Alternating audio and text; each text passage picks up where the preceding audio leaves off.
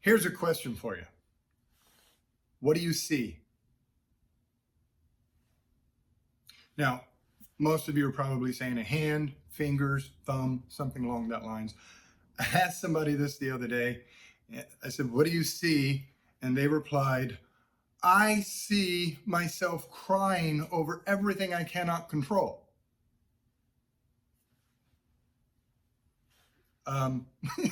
No, it's fingers and a thumb. But I want to thank you for proving my point. What this represents, and this is what I want you to remember as you go about your day, as you go about your week, as you're thinking, as you're worrying, as you're stressing out, hold your hand up. These 5 appendages represent sight, sound, touch, smell, and taste. They are our 5 senses. Now, this is the data that we get from our world. What we do with that data is a completely different story, and why psychology has such a booming practice. Because in between our 5 senses, especially between sight and sound, are voids that we fill in.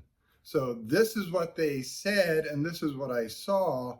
What does that all mean? Why would they do that? And then we jump to conclusions, and we predict the future, and we predict disasters, and we worry about why they would. We worry about everything. And so here quickly today, I wanted to bring you a simple technique for battling worry. And worry comes in many forms. We worry about the future. We worry about the pandemic. We worry about our health. We worry about the health of our family. We jump to conclusions. We believe that somebody did something for nefarious reasons. We think our boss is got it in for us, and that's why he's making certain decisions. We jump to conclusions all the time. We think we can read other people's minds. We predict the future, and then we act on our imagination that we are filling in the blanks with. We act on our imagination as if it's real data. So the next time you find yourself worrying, here's what I want you to do. First, I want you to write the worry down. Usually the worry will begin with the words, what if? And then fill in the blank. So write that sentence down, what if, and then whatever you're worrying about. Now, the next thing you are to do is to take that exact same sentence that you just wrote down and rewrite it. Now I want you to write it with taking what if out and replacing it with these 4 words. I am concerned that, and then finish your sentence. Replace what if with I am concerned that. What that's going to do for you immediately is move the worry out of your face and off to the distance a little bit. At arm's length, you can deal with the worry. When it's right here in your face, you begin to have the anxiety, you begin to panic, and you react.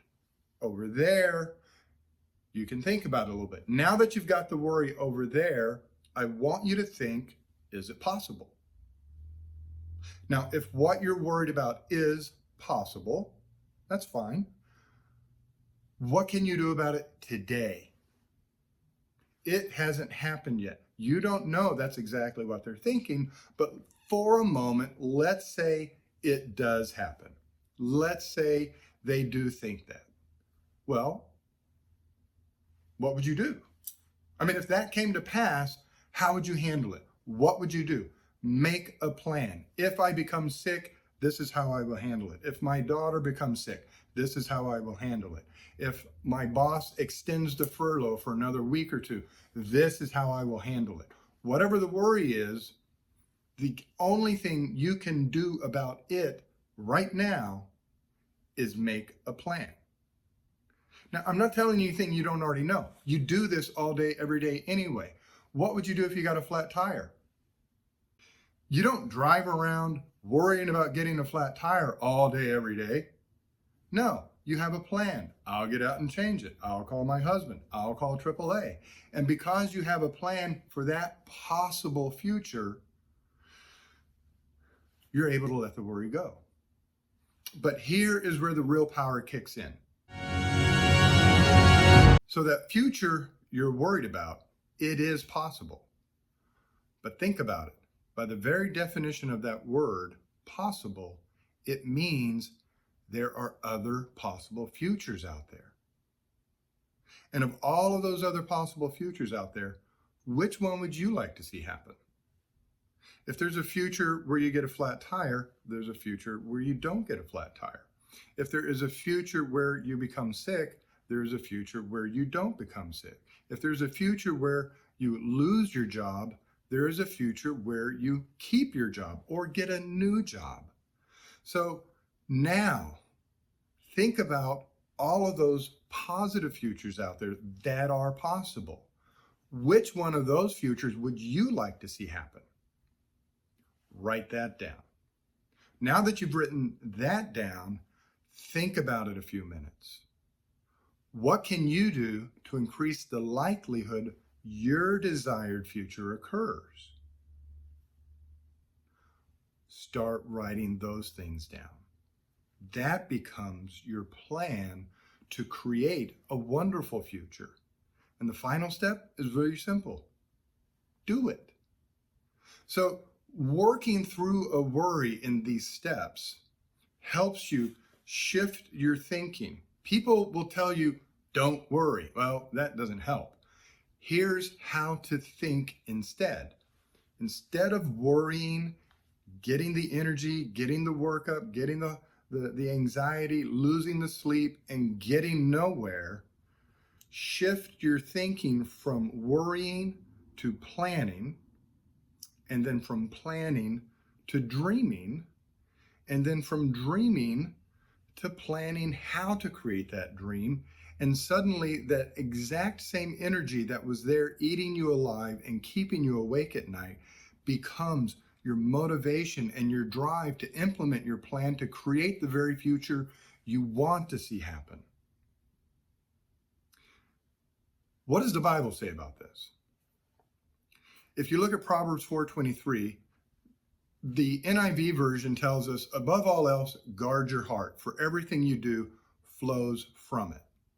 That's beautiful, but you've got to break all these words down to understand exactly what it's trying to tell you. Guard your heart. Well, he's not talking about your physical heart. He's talking about your heart. And your heart is your soul. Your heart is your soul. It is your thinker and it is your feeler. It is your mind and your emotions. It is how you process information and how you feel about things. So guard your mind, guard how you think, for everything you do flows from it. So how you think leads to your decisions. Your decisions lead to your behaviors. And so how you think leads to what you do. But it's bigger than that, because it's not just what you do.